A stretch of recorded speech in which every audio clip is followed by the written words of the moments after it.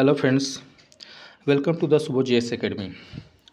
साथियों, आज हम लोग फिजिक्स का एक इम्पॉर्टेंट चैप्टर जिसका नाम है गुरुत्वाकर्षण, इसको आज हम लोग पढ़ने वाले हैं। मैं आपको जानकारी के लिए बता दूं कि ये चैप्टर काफ़ी इंपॉर्टेंट है। चाहे आप बिहार दरोगा का तैयारी कर रहे हो या बीपीएससी या बिहार एसएससी का किसी भी एग्ज़ाम का अगर आप प्रिपरेशन कर रहे हो तो यहाँ से एक क्वेश्चन आपसे पूछ लिया जाता है। तो इस चैप्टर को हम लोग बहुत अच्छे से बारीकी से समझेंगे और एक एक क्वेश्चन को करेंगे। तो चलिए स्टार्ट करते हैं।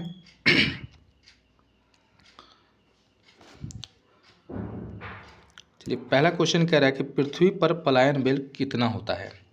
क्वेश्चन अगर आपसे पूछेगा कि पृथ्वी पर पलायन वेग कितना होता है तो 11.2 किलोमीटर प्रति सेकंड होता है। याद रखिएगा, 11.2 किलोमीटर प्रति सेकंड पृथ्वी पर पलायन वेग होता है।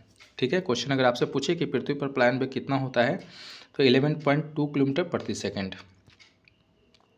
नेक्स्ट क्वेश्चन है, यदि चक्कर लगाते हुए अंतरिक्ष यान से एक सेव छोड़ा जाए तो उसकी गति क्या होगी। वीवीआई क्वेश्चन है, याद रखिएगा। क्वेश्चन पूछा जा रहा है कि यदि चक्कर लगाते हुए अंतरिक्ष यान से एक सेव छोड़ा जाए तो उसकी गति क्या होगी। तो याद रखिएगा, अंतरिक्ष यान के साथ साथ उसी गति से गतिमान होगा। यानी जो सेव जो छोड़ा जाएगा तो अंतरिक्ष यान के साथ साथ उसी गति से गतिमान होगा जिस गति से अंतरिक्ष यान गतिमान है। नेक्स्ट क्वेश्चन है, अंतरिक्ष यात्री निर्वात में सीधे खड़े क्यों नहीं रह सकते हैं। वीवीआई क्वेश्चन है, याद रखिएगा। आपको मैं बता दूं कि ये सारे प्रश्न एनसीईआरटी बुक से लिया गया है। ठीक है, तो इसे इग्नोर नहीं कीजिएगा, 2 से 3 बार देख लीजिएगा वीडियो को, सारा क्वेश्चन आपको क्लियर हो जाएगा। तो क्वेश्चन कह रहा है कि अंतरिक्ष यात्री निर्वात में सीधे खड़े क्यों नहीं रह सकते हैं। तो याद रखिएगा, गुरुत्वाकर्षण की अनुपस्थिति के कारण, यानी कि जो वैक्यूम में गुरुत्वाकर्षण बल काम नहीं करता है जिसके कारण वहाँ पर अंतरिक्ष यात्री सीधे खड़े नहीं रह सकते हैं। नेक्स्ट क्वेश्चन है, कह रहा है कि पृथ्वी के चारों ओर परिक्रमा कर रहा कृत्रिम उपग्रह गुरुत्वाकर्षण के विरुद्ध अपकेंद्रीय बल के प्रभाव के कारण नहीं गिरता है।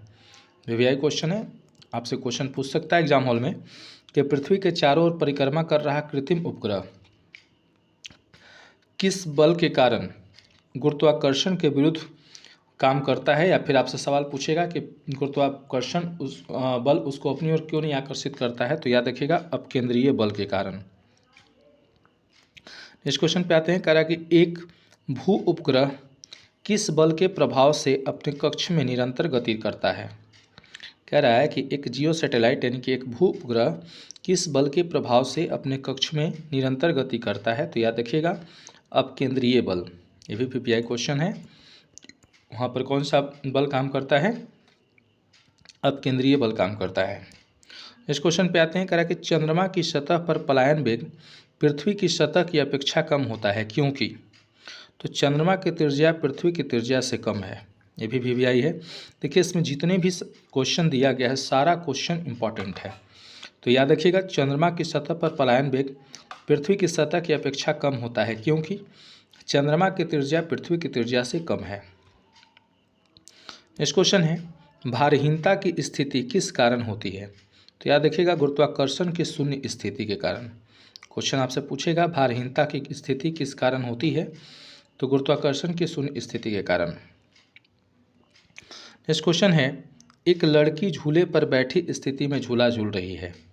उस लड़की के खड़े हो जाने पर आवर्तकाल यानी कि टाइम पीरियड पर क्या प्रभाव होगा। तो याद रखिएगा, आवर्तकाल कम हो जाएगा, यानी टाइम पीरियड जो है कम हो जाएगा। जैसे आप मेला में जाते हैं घूमने के लिए, वहाँ अगर झूला पे आप झूल रहे हैं, आप अचानक अगर झूला पे खड़े हो जाइएगा तो उसी के बारे में क्वेश्चन पूछ रहा है कि उसका टाइम पीरियड यानी कि आवर्तकाल पे क्या असर पड़ेगा। तो याद रखिएगा, आवर्तकाल जो है कम हो जाएगा। नेक्स्ट क्वेश्चन है, लोलक की लंबाई बढ़ जाने के कारण लोलक घड़ी गर्मियों में धीमी हो जाती है जबकि शीतकाल में तीव्र गति से चलने लगती है। ये भी वीवीआई है, क्वेश्चन आपसे पूछ सकता है। याद रखिएगा कि लोलक की लंबाई बढ़ जाने के कारण लोलक घड़ी गर्मियों में धीमी हो जाती है। यानी पेंडुलम जो होता है, घड़ी का जो पेंडुलम होता है, तो गर्मी में वो बढ़ जाता है जिसके कारण जो है उसकी गति धीमी हो जाती है, और शीतकाल में छोटा हो जाता है जिसके कारण वह तेज गति से चलने लगती है। नेक्स्ट क्वेश्चन कह रहा है कि हवा में लोहे और लकड़ी की समान भार की गेंद को एक समान ऊंचाई से गिराने पर क्या प्रतिक्रिया होगी। वीवीआई क्वेश्चन ये भी है। क्वेश्चन अगर आपसे पूछे कि हवा में लोहे और लकड़ी की एक समान भार की गेंद को एक समान ऊंचाई से गिराने पर क्या प्रतिक्रिया होगी, तो याद रखिएगा लकड़ी की गेंद बाद में गिरेगी। क्वेश्चन आपसे पूछेगा कि हवा में लोहे और लकड़ी की एक समान भार की गेंद को एक समान ऊंचाई से गिराने पर क्या प्रतिक्रिया होगी, तो याद रखिएगा लकड़ी की गेंद जो है बाद में गिरेगी। इस क्वेश्चन पे आते हैं, कह रहा है कि लकड़ी का घनत्व लोहे की अपेक्षा कम होता है, जिस कारण यदि लोहे व लकड़ी की समान भार की गेंदों को समान ऊंचाई से गिराया जाए तो लकड़ी की गेंद पर वायु के प्रतिरोध अधिक होगा, इसीलिए लकड़ी की गेंद क्या होगी, बाद में गिरेगी और लोहे की गेंद पहले गिरेगी। इस क्वेश्चन पे आ रहे हैं, कह रहा है कि पृथ्वी के किस स्थान पर किसी पिंड का भार सर्वाधिक होता है, तो याद रखिएगा ध्रुव पर। ये भी क्वेश्चन इंपॉर्टेंट है। क्वेश्चन अगर आपसे पूछे कि लकड़ी के किस स्थान पर किसी पिंड का भार सर्वाधिक होता है, तो याद रखिएगा ध्रुव पर। इस क्वेश्चन पे आते हैं, कह रहा है कि पृथ्वी के केंद्र से ध्रुव की ओर जाने वाली या क्षमा कीजिएगा, कह रहा है कि पृथ्वी के केंद्र से ध्रुवों की दूरी कम होने के कारण ध्रुवों पर स्थित पिंड पर पृथ्वी द्वारा अधिक गुरुत्वीय आकर्षण बल आरोपित होगा, इसलिए ध्रुवों पर उसका भार पृथ्वी पर स्थित किसी अन्य स्थान से अधिक होगा। एक बार फिर से प्रश्न को पढ़ेंगे। कह रहा है कि पृथ्वी के केंद्र से ध्रुवों की दूरी कम होने के कारण ध्रुवों पर स्थित पिंड पर पृथ्वी द्वारा अधिक गुरुत्वीय आकर्षण बल आरोपित होगा, इसलिए ध्रुवों पर उसका भार पृथ्वी पर स्थित किसी अन्य स्थान से अधिक होगा। आइए नेक्स्ट क्वेश्चन पे आते हैं। नेक्स्ट क्वेश्चन कह रहा है, लिफ्ट में बैठे हुए व्यक्ति का भार कब सर्वाधिक महसूस होता है, याद रखिएगा जब लिफ्ट त्वरित गति से ऊपर जा रही हो।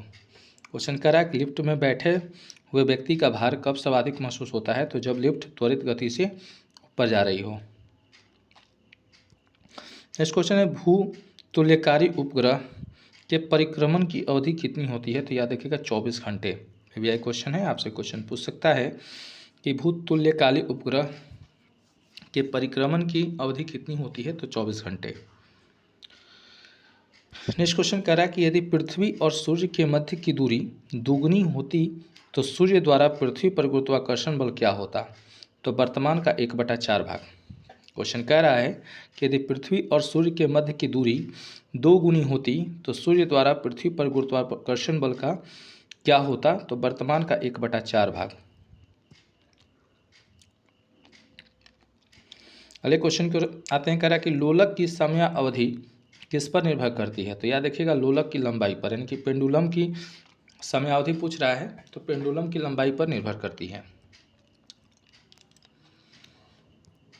कह रहा है पृथ्वी का गुरुत्वाकर्षण बल यदि अचानक लुप्त हो जाए तो इसका परिणाम क्या होगा, तो याद रखिएगा पृथ्वी पर स्थित वस्तुओं का भार शून्य हो जाएगा लेकिन द्रव्यमान अपरिवर्तित रहेगा, यानी कि गुरुत्वाकर्षण बल के कारण क्या होता है, वस्तुओं का भार बना हुआ रहता है। अगर गुरुत्वाकर्षण बल अगर समाप्त हो जाए तो वस्तुओं का भार शून्य हो जाएगा, लेकिन उसका जो द्रव्यमान है उसमें कोई परिवर्तन नहीं होगा। इस क्वेश्चन पे आते हैं, कह कि पृथ्वी की सतह पर जी का मान है छोटा जी का मान अधिकतम तथा चंद्रमा पर छोटा जी का मान पृथ्वी के गुरुत्वीय त्वरण का 1/6 भाग होता है। भी इंपॉर्टेंट सवाल है, क्वेश्चन पूछ लिया जाता है एग्जाम में। क्वेश्चन पूछा जाता है कि पृथ्वी की सतह पर जी का मान क्या होता है, तो याद रखिएगा अधिकतम, और चंद्रमा पर कितना हो जाता है, तो 1/6 हो जाता है। नेक्स्ट क्वेश्चन है और ये वीवीआई क्वेश्चन है, कह रहा कि पीसा की झुकी हुई मीनार गिरती क्यों नहीं है, इसका क्या कारण है, तो याद रखिएगा गुरुत्व केंद्र से जाने वाली ऊर्ध्वाधर रेखा यानी कि वर्टिकल लाइन तल के अंदर रहती है। ठीक है, यानी गुरुत्व केंद्र से जाने वाली जो वर्टिकल लाइन है ऊर्ध्वाधर रेखा जो है तल के अंदर रहती है, इसी कारण पीसा की झुकी हुई मीनार नहीं गिरती है। इस क्वेश्चन कह रहा कि यदि कोई वस्तु ऊपर से गिराई जाती है तो उसके भार पर क्या प्रभाव पड़ेगा, तो याद रखिएगा वस्तु का भार अपरिवर्तित रहेगा। और फिर से क्वेश्चन को पढ़ते हैं, वीवीआई प्रश्न है, याद रखिएगा यदि कोई वस्तु ऊपर से गिराई जाती है तो उसके भार पर क्या प्रभाव पड़ेगा, तो वस्तु का भार अपरिवर्तित रहेगा। जब हम भूमध्य रेखा से ध्रुव की ओर जाते हैं तो जी का मान बढ़ता है। देखिए क्वेश्चन पूछेगा आपसे, एग्जाम में क्वेश्चन पूछता है कि भूमध्य रेखा से ध्रुव की ओर जाने पर जी का मान क्या होता है, तो बढ़ता है। याद रखिएगा भूमध्य रेखा से ध्रुव की ओर जाने पर क्या होता है, जी का मान बढ़ता है। ठीक है, नेक्स्ट क्वेश्चन पे आते हैं। कह रहा है कि चक्रीय झूले पर झूलते समय व्यक्ति को बाहर की ओर धक्का क्यों महसूस होता है? तो अपकेंद्रीय बल के कारण। यानी चक्रीय झूला पर कोई व्यक्ति झूल रहा है तो बाहर की ओर धक्का उसको क्यों महसूस होता है? तो केंद्रीय बल के कारण महसूस होता है। इस क्वेश्चन कह रहा है कि विभिन्न द्रव्यमान वाले दो पत्थर एक साथ किसी इमारत की छत से गिराए जाते हैं तो कौन सा पत्थर जमीन पर पहले पहुंचेगा? तो याद रखिएगा दोनों ही पत्थर एक साथ जमीन पर पहुंचेंगे। अब हम लोग देखें, लिखा हुआ है गुरुत्वाकर्षण एवं गुरुत्व के उदाहरण।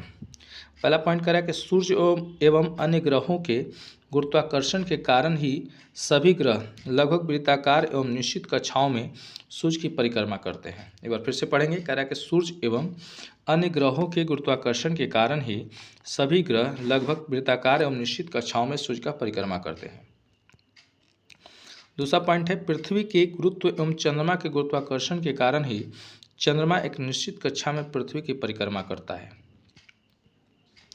तीसरा पॉइंट कह रहा है कि सूर्य चंद्रमा एवं पृथ्वी के गुरुत्वाकर्षण की अंतक्रियाओं के कारण पृथ्वी पर स्थित समुद्रों में ज्वार भाटा आते हैं। पीवीआई क्वेश्चन है, आपसे क्वेश्चन पूछेगा कि ज्वार भाटा क्यों आते हैं?